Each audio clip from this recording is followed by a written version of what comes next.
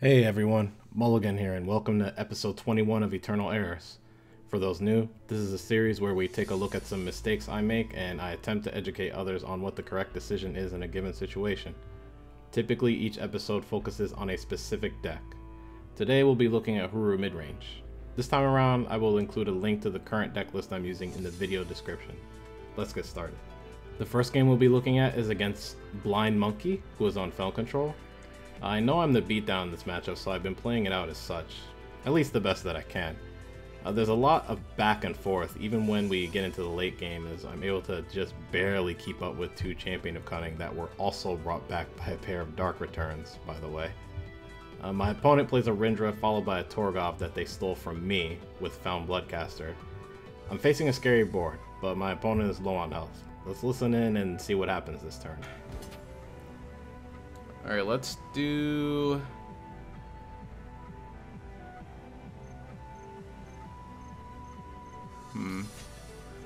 Nah, he'll block all of these, so let's just do this.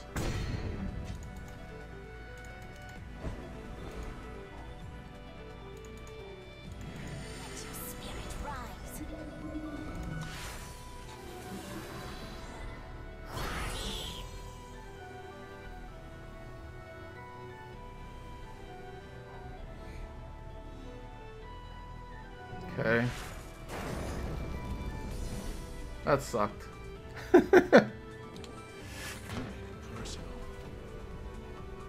Alright, he got us. So I should not have played the second scouting party when I already had a decent board by just playing the Shelter Wing Rider. It's pretty clear at this point that my win condition is to chump block my opponent's threats while I swing in the air for the win with Shelter Wing Rider. I had no other way to come back from a board wipe, and playing it ended up costing me the game since I would have had said chump blockers for Torgov and Rindra, and my opponent had pretty much run out of cards and was at 1 health after I was able to swing with the Rider thanks to top decking Protect.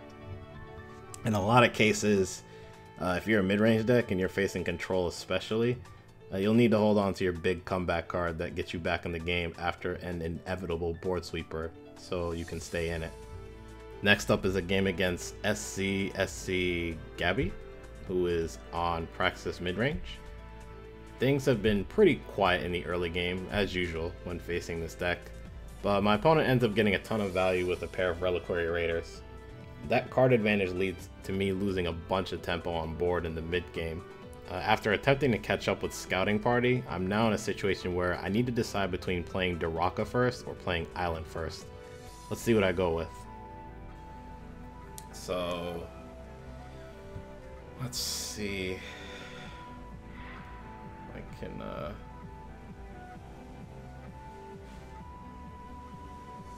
do I need to do here?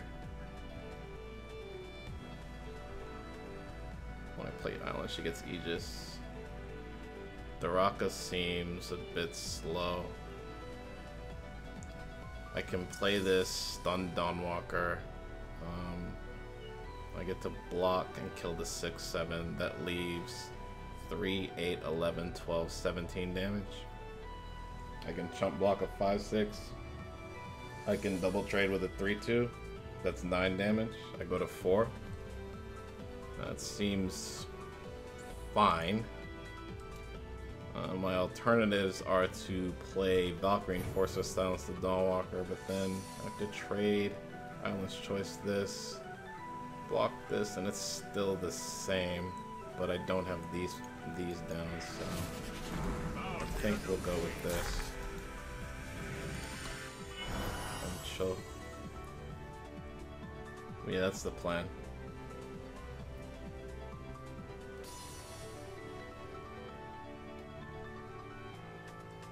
Uh-oh. What the hell? Here I should have went with Island silencing the 5/6 Titan and the Dawnwalker over Daraka stunning the Dawnwalker to go for the Island Aegis. The play I end up making was way too greedy. My opponent did end up playing Heart of the Vault, meaning I would have to make the correct block with Island by taking more face damage on the following turn, and hoping there was no big burn spell like Obliterate. It may not have mattered much in the end, but I still needed to try and wipe the board as early as possible with the ultimate and not give my opponent any free turns. Finally, we've got a game against Ella123, who is on a very interesting take on a 4-faction revenge deck featuring Crown of Possibilities and Hero of the People. It's been pretty even the whole game. I managed to get some pressure down, but Ella negates most or all of the damage I do with lifesteal units. I finally get to a turn where I have the board clear with some answers in hand and ready to push across some damage that'll actually stick. Let's listen in and see what I decide to do.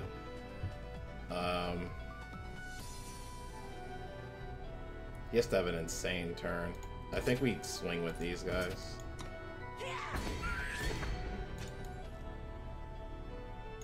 Because even if I attacked with all three, it didn't set up lethal.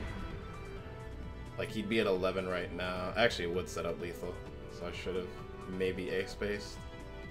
Yeah, I should have ace-based. That was a mistake. Yeah, I should have definitely ace-based on that turn to put them at 11 and set up lethal with Nightfall damage. There was a buffed Hero of the People and Piercing Grief, both with lifesteal, charge, and double damage waiting in the next 10 cards to be top decked, so I was on a very short clock. Giving my opponent another turn gave them another draw, which is another chance that at least one of them hits the table, and I'm no longer able to do enough damage to win. I needed to play to win instead of playing to not lose in this situation. Thanks so much for watching this episode of Eternal Errors. Feel free to leave a like if you liked the video. As always, if you would have handled any situation shown today differently, or if you have any ideas for this series, let me know in the comment section below. For those new, if you liked what you saw, feel free to check out my previous episodes in this series by clicking the link on your screen, and consider subscribing to the channel if you don't want to miss future episodes. Thanks again for taking time out of your day to watch this, and I'll see you all soon. Take care.